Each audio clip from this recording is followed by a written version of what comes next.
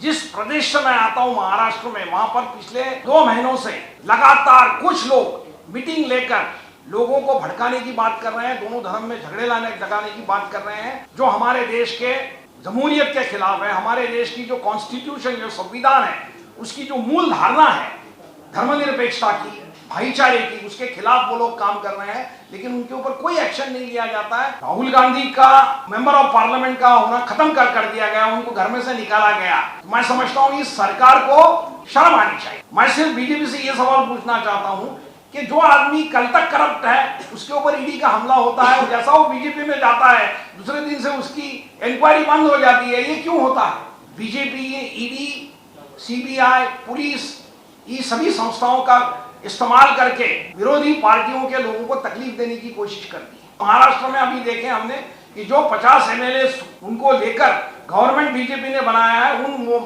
बहुत से एमएलए के ऊपर ईडी ने कार्रवाई की थी। क्या हुआ उसका? लेकिन आप जनता को कुछ नहीं बताते हो, खुद की सत्ता के लिए जो है अपनी ताकत का इस्तेमाल करते हो। ये उसका फर्ज है, ऐसा मैं समझता हूं। और यही बात मेरे दो साथी बड़ी ही इमोशनल होकर कह रहे थे। मैं ये बताना चाहता हूं कि हमारा देश आज एक बहुत कठिन आर्थिक समस्या का सामना कर रहा है। अडानी और कुछ सवाल जो खड़े होते हैं वो भ्रष्टाचार के सवाल है, लेकिन भ्रष्टाचार से भी कई मजबूत सवाल हमारे सामने खड़े हैं।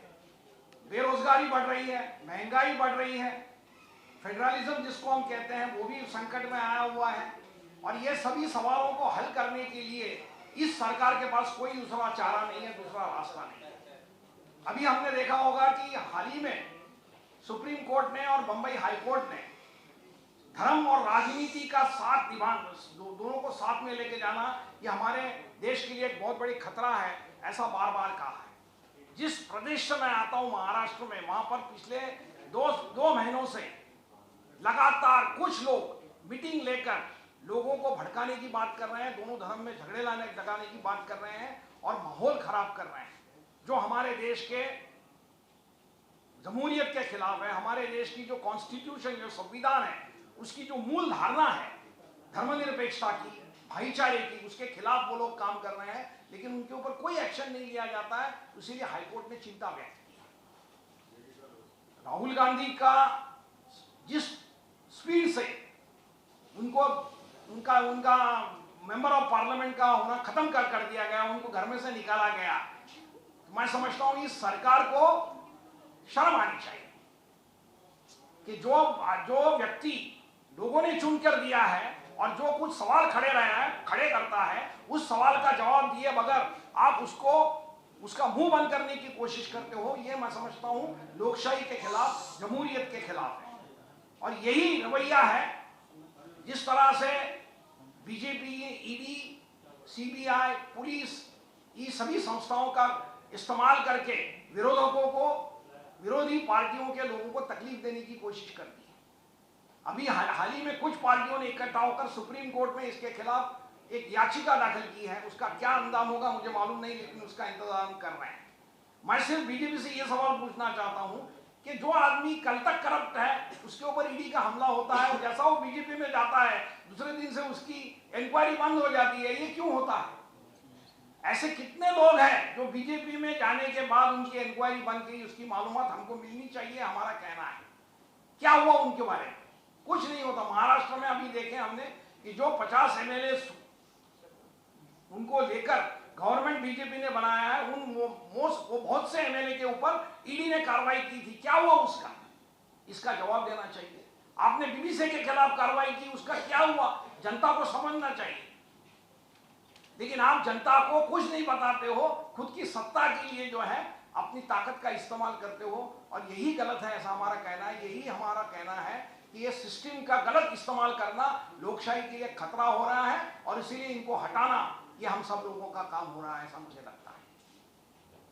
हमारी बहन ने कहा कि महिला असुरक्षित महसूस करती है। इसी दिल्ली में निर्भया कांड हुआ था। ये निर्भया कांड के बाद कई घटनाएं ऐसी हुई है, जैसा कठुआ में, जम्मू कश्मीर में कठुआ का रेप हुआ, हाथरस में रेप हुआ। क्या हुआ उसके बारे में? किनको सजा हुई? बल्कि कम्युनल लाइन के ऊपर उनको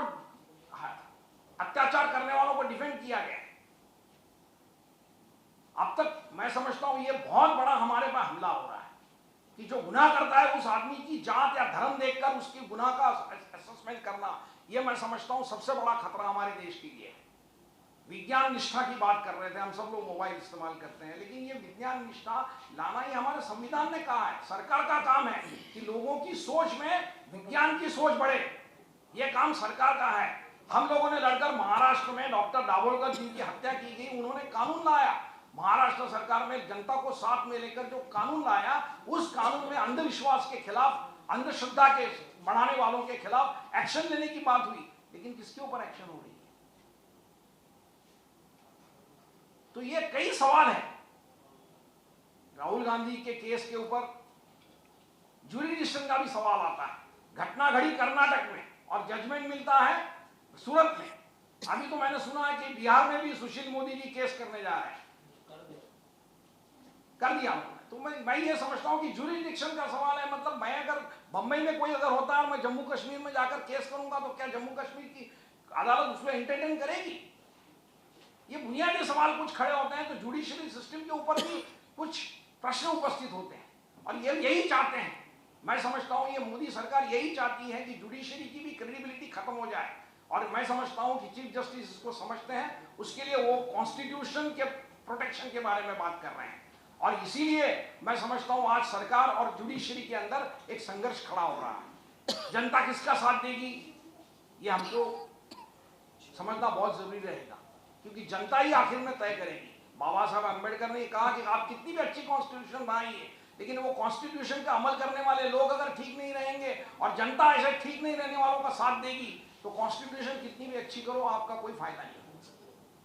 तो इसीलिए एक तरफ मतदाताओं को जागरूक करना यह बात है, और दूसरी तरफ वो जागरूक मतदाताओं को लेकर जिन लोगों की नियत ही जमहूरियत के खिलाफ है, जो लोग डेमोक्रेसी को खत्म करना चाहते हैं, जो इस देश की मूल धारा को ही खत्म करना चाहते हैं, उनके खिलाफ जनता को खड़ा करके 2024 के इलेक्शन में देश बचाओ बीजेपी हटाओ ये नारा लेके हमको आगे जाना पड़ेगा। इतने मैं आपको कहना चाहता हूं। धन्यवाद।